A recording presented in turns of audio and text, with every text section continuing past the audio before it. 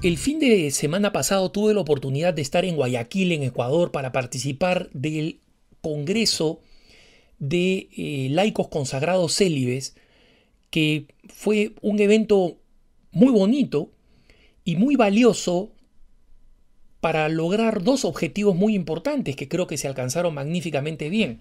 Primero, celebrar este año de la vida consagrada, y nos estamos olvidando un poquito que todavía estamos en el año que el Papa Francisco ha nombrado para la vida consagrada, el entusiasmo más que justificado que nos produce el saber que a partir del 8 de diciembre vamos a celebrar el año de la misericordia lanzado por el Papa, de repente nos ha quitado un poquito de perspectiva que estamos celebrando un año y que hay que celebrarlo con nuestras oraciones, con nuestras intercesiones, con nuestros pedidos, el año de la vida consagrada.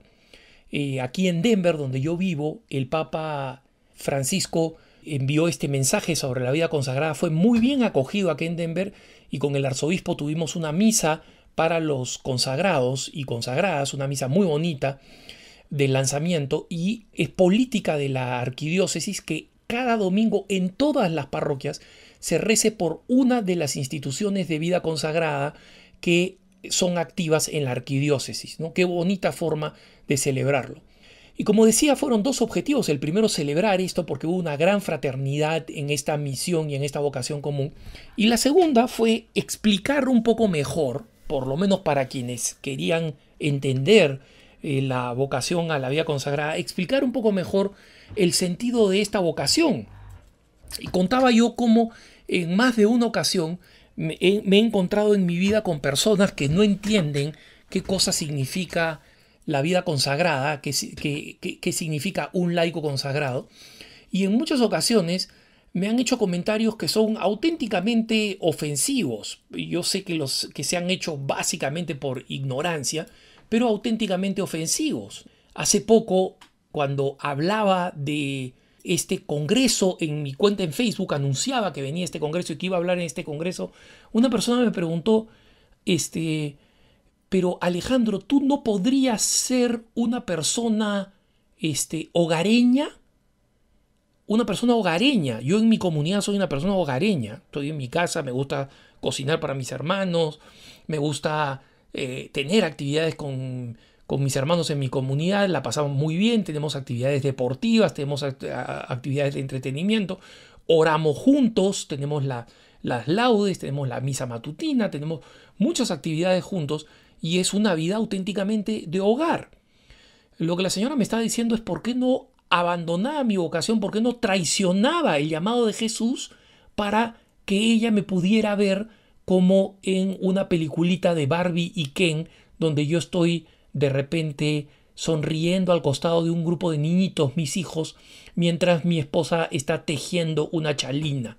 Y muchas personas, gracias a Dios, yo no le contesté a esta persona, muchas personas lo hicieron, aclarando lo que significa qué cosa es un llamado, que Dios te llama a algo y tú no escoges hacer lo que se te da la gana, porque vas a ser profundamente infeliz. Tienes que hacer aquello para lo cual Dios te ha creado y aquello para lo cual Dios te llama. Y en ese contexto de hacer aquello que Dios te llama, de hacer aquello para lo cual has sido creado, allí es donde surge la propia vocación. La señora contestó, después, digamos, de las respuestas que le habían dado en la página en Facebook, contestó, es que creo que faltan tantas personas que sean como Alejandro, que puedan ser buenos padres de familia. Bueno, no me conoce de padre de familia, probablemente sería profundamente impaciente y terminaría pues haciendo volar a mis pobres hijos por la ventana, ¿no? Lo digo de broma, obviamente. Pero digo, nadie me puede imaginar a mí en otra situación. Ay, te imagino el sacerdote. Bueno, debes haber fumado marihuana, pues, porque la imaginación y la fantasía son caprichos de la mente, no son realidades. No tienen nada que ver con la realidad. La realidad es que el Señor me ha llamado a esta vocación. Y yo comparto estas anécdotas porque sé que a algunos consagrados que son más jóvenes les perturban. A mí ya no. A mí me da risa. Honestamente, a mí me da risa. Y comprendo la incomprensión. Comprendo que mucha gente no ha leído suficientemente las Sagradas Escrituras, no ha leído los fundamentos para esto en la primera carta a los Corintios, donde San Pablo dice: yo les voy a hacer una recomendación, se las hago yo. El que no está casado, que no se case, pero el que no puede, que se case. El que se casa no hace mal. Pero se dan cuenta cómo San Pablo explica la importancia de el valor histórico, el valor dentro de la iglesia que tiene el no casarse. Y ese no casarse no le está diciendo él sean apóstoles, que son los sacerdotes, sean ministros. No.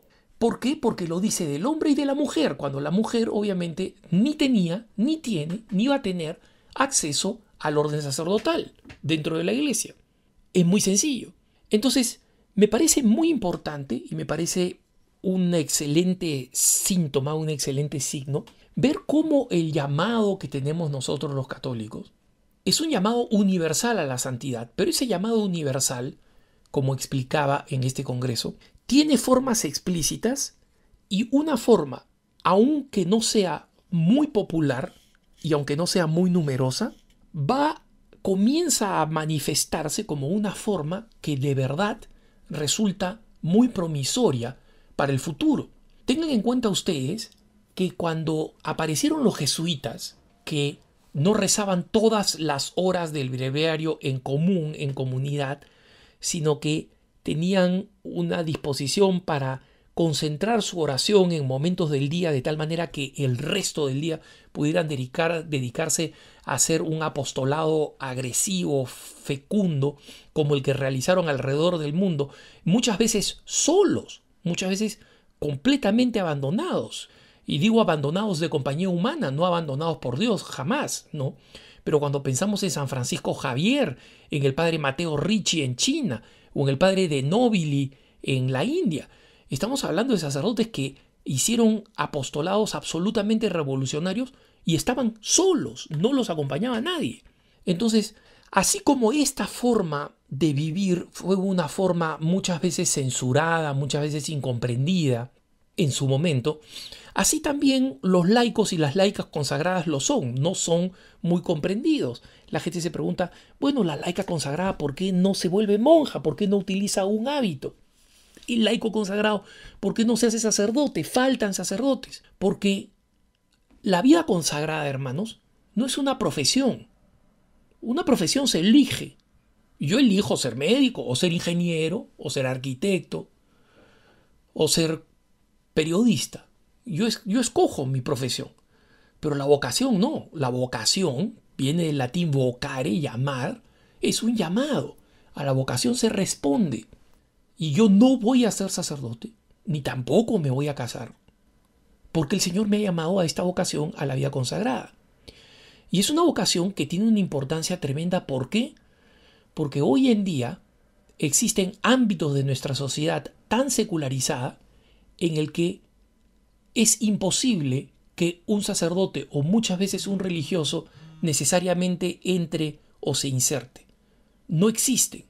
Y es muy importante comprender cómo solamente en el contexto de la vida consagrada laical, el consagrado que sigue siendo un laico, viste como laico, su compromiso es laical, no recibe ningún sacramento como el que se casa recibe el sacramento del matrimonio o el que se ordena recibe el sacramento del orden sacerdotal. Es, sin embargo, una persona inserta en el mundo. Cuando el mundo era un mundo cristiano, aunque fuera formalmente, no había un ámbito donde un sacerdote no podía entrar. Pensemos en la Europa cristiana de la Edad Media o del principio del Renacimiento. Un sacerdote correspondía a todos los ámbitos. Un monje, una religiosa correspondía a todo ámbito. Pero en la medida en que la sociedad se ha ido secularizando, las cosas han ido cambiando. Y cada vez más nos hemos ido encontrando con realidades en las cuales las cosas ya no son así. En que cada vez más los cristianos tienen que ver de qué se trata su vida, qué cosa están haciendo, qué cosa les corresponde hacer.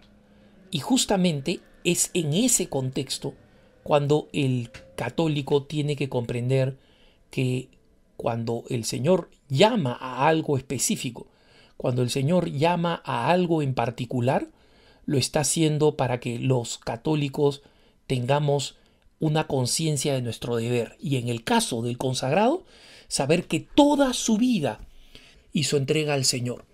Y esa entrega tendrá en su momento no solo su fruto abundante, sino también su recompensa.